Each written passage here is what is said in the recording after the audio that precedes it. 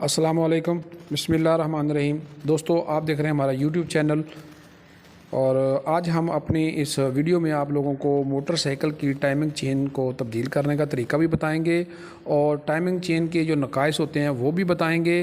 तो मोटरसाइकिल की timing chain तब्दील करने के बाद थोड़े अरसे के बाद दोबारा फिर से बहुत जल्द दोबारा टाइमिंग चेन आवाज़ देना शुरू कर देती है, तो वो नुक्स क्या होता है। तो इंशाल्लाह आप हमारी वीडियो को एंड तक देखिएगा।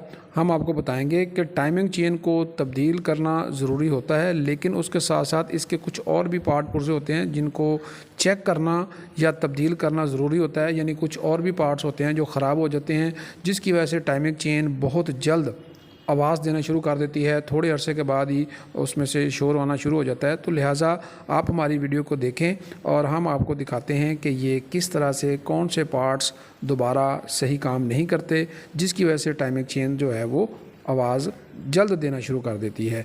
तो जिस तरह आप हमारी वीडियो के अंदर देख रहे हैं टाइमिंग चेन को खोलने का प्रोसेस, तो ये सेम इसी तरह आप लोग अगर खुद से इसको तब्दील करना चाहते हैं तो इस प्रैक्टिकल के मुताबिक, इस वीडियो के मुताबिक आप इन पार्ट पुर्जों को इसी तरीके के मुताबिक खोलें जो जो तरतीब हमने इस वीडियो के अंदर आप लोगों को दिखाई है।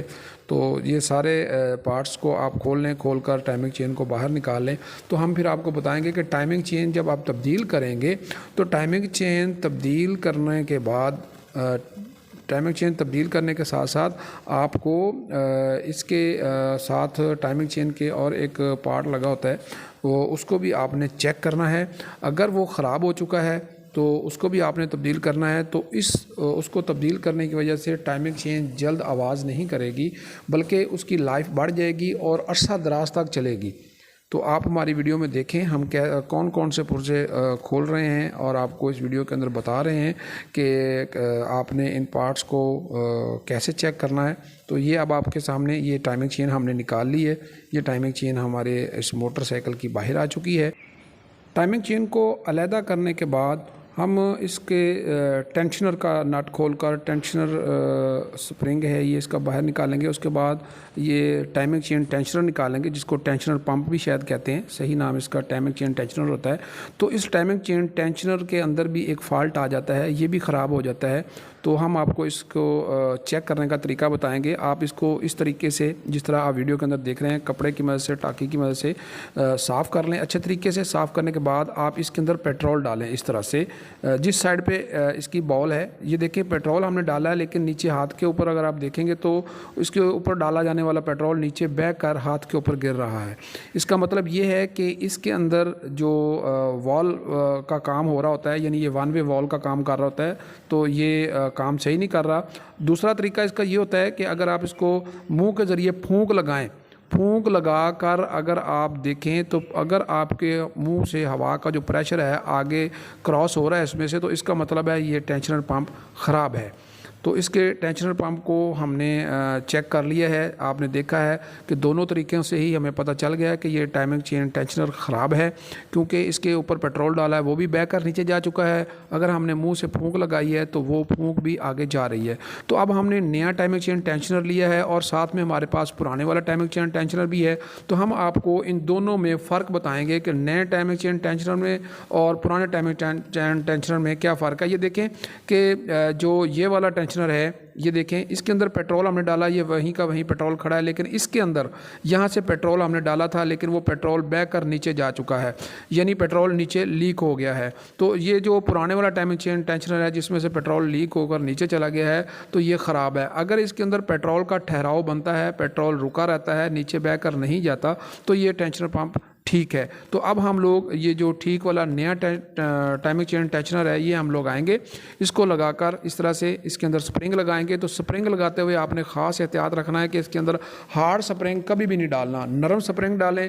अगर आप हार्ड स्प्रिंग डालेंगे तो इंजन भारी हो जाएगा, इंजन के भारी होने से स्लो भी मोटरसाइकिल नहीं टिकेगी। दूसरा ये होगा कि इसके पेट्रोल की कंजप्शन भी बढ़ जाएगी। तो इसलिए आपने टाइमिंग चेन टेंशनर चेक कर लेना है, वो ख़राब है तो तब्दील कर दें, लेकिन कभी भी हार्ड स्प्रिंग इसके अंदर या डबल स्प्रिंग कभी नहीं डालना। तो टाइमिंग चेन हमने इस तरह से जैसे आप वीडियो के अंदर देख रहे हैं हमने डाल दी है। डालने के बाद इसके टाइमिंग चेन टेंशनर के साथ साथ आपने टाइमिंग रूलर भी लाजमी नए डालने हैं। जब भी टाइमिंग चेन आप डालें इसके साथ टाइमिंग चेन टेंशनर के साथ साथ इसके रूले भी आपने नए डालने हैं, रूले भी नए लगाने हैं, पुराने रूले नहीं लगाने। तो ये आपके सामने हमने रूला लगा के उसके अंदर बोर्ड लगा दिया। अब ये इसके अंदर टाइमिंग चेन रूलर ये छोटे वाला है तो ये हम इसको लगाएंगे, लेकिन जिस साइड पे प्रिंटिंग दी गई है उसको आपने बाहर की तरफ रखना है फिटिंग के दौरान। अब ये हमारे हमने मैग्नेट व्हील लगाया, मैग्नेट व्हील लगा के अब हम लोग इसकी वॉल टाइमिंग सेट करेंगे। तो वॉल टाइमिंग सेट करते हुए ये टी के साथ लगी हुई जो लाइन है हम इसको बोलते हैं इंडेक्स मार्क। ये इंडेक्स मार्क और क्रिंक केस के ऊपर लगा हुआ मार्क, इन दोनों को हम आमने सामने रखेंगे जिस तरह आप अपने वीडियो के अंदर देख रहे हैं। आपने टी को नहीं मिलाना, ये टी मिला हुआ है, टी नहीं मिलाना। टी के साथ जो लाइन होती है उसको क्रिंक केस के इंडेक्स मार्क के साथ मिलाना है।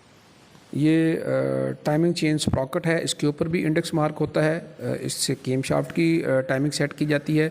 इस मार्क को भी आपने सिलेंडर हैंड के अंदर लगे हुए मार्क के सामने रखना है और रख के आपने इसकी टाइमिंग सेट करनी है। आप पहले स्प्रॉकेट को इस तरह से लगाएं, उसके बाद चेन को ऊपर लगा दें और इसको चेन को ऊपर चढ़ा के बाद में आप इसकी टाइमिंग चेक कर लें, वॉल टाइमिंग। ये जिस तरह स्प्रॉकेट के ऊपर लगा हुआ निशान हेड के उस लगे हुए निशान के सामने आना चाहिए, इसी तरह इधर से क्रिंक शाफ्ट की जो टाइमिंग होती है, जो मैग्नेट व्हील के ऊपर लगा होते हैं निशानात, इन सारों को इस तरह से आपने मिला लेना है जिस तरह आप वीडियो के अंदर देख रहे हैं। तो इससे हमारी वॉल टाइमिंग सेट हो जाएगी।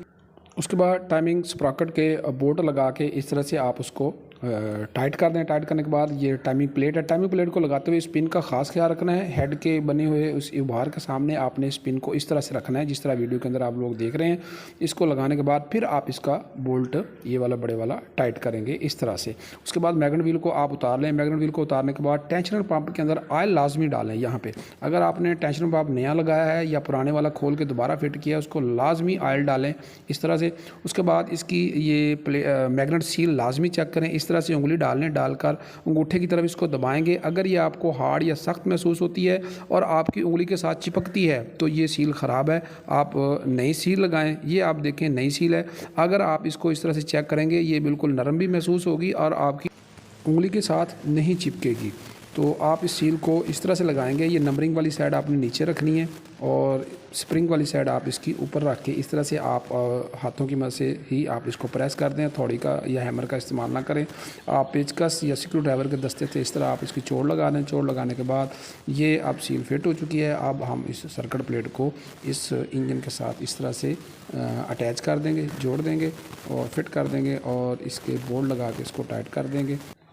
उसके बाद मैग्नेट व्हील को क्रैंक शाफ्ट के ऊपर लगाकर इसके वाशर लगा के उसका नट टाइट कर देंगे जिस तरह आप हमारी वीडियो के अंदर देख रहे हैं।